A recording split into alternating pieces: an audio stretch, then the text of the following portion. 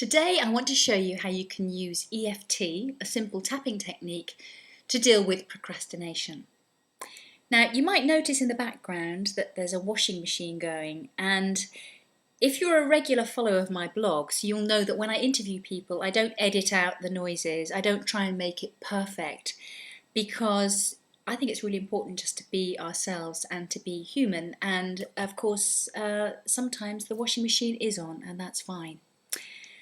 So, procrastination. Some of you may not really experience it very much, if at all, and others may be really stuck and not able to move on because you're procrastinating about the things that you could or should be doing. So, anyone who's never done EFT before, I'd like you to read the disclaimer on my site, that's habitfixer.com, and to take full responsibility for yourself at all times.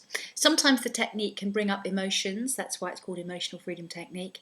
Sometimes it can make you a bit sleepy or make you want to burp. It's all fine, it's just a release of energy. And I recommend that you just keep tapping through anything that comes up. And if you need to, you go and see an experienced EFT practitioner. So the points are on the side of the hand, the eyebrow, the side of the eye, under the nose, on the chin, on the collarbone, under the armpit, and on the top of the head. Okay.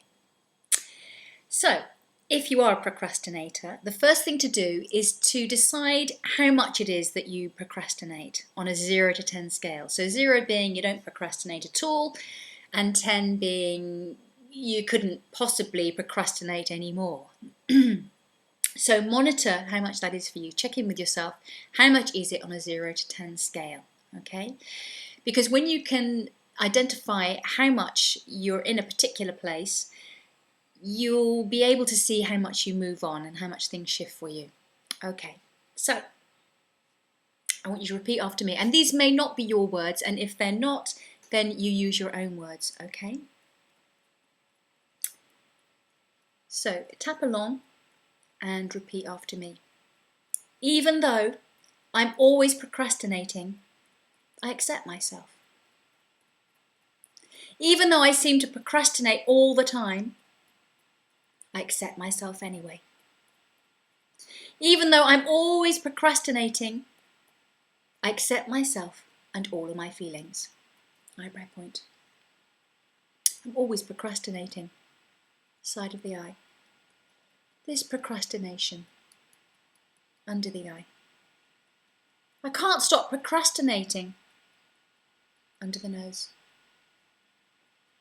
I'm always procrastinating.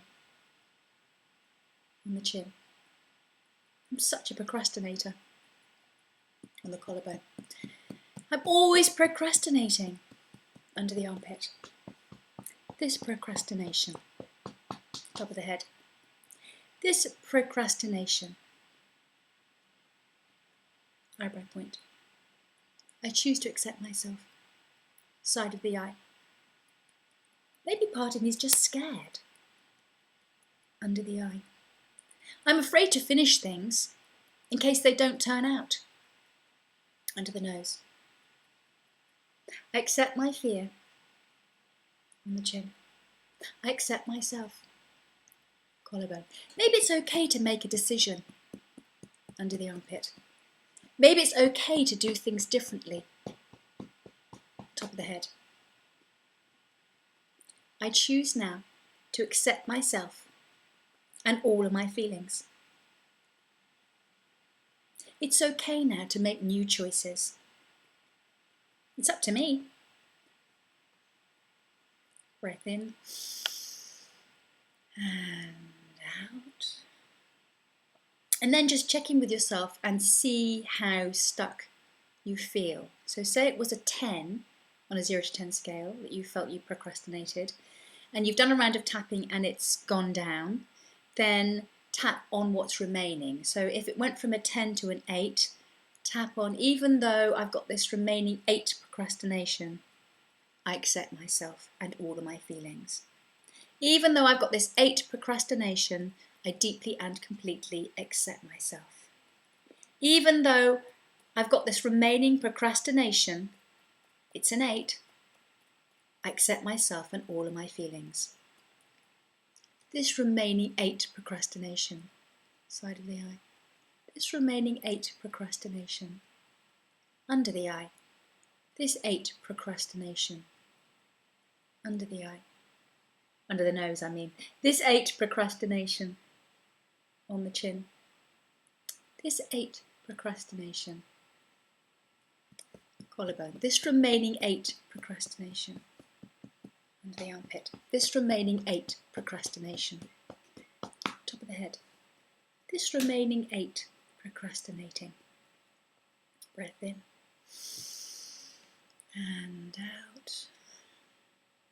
So the important thing really is to notice what it is that's going on for you. While you tap, you might be aware of memories or thoughts or feelings, and use your own language.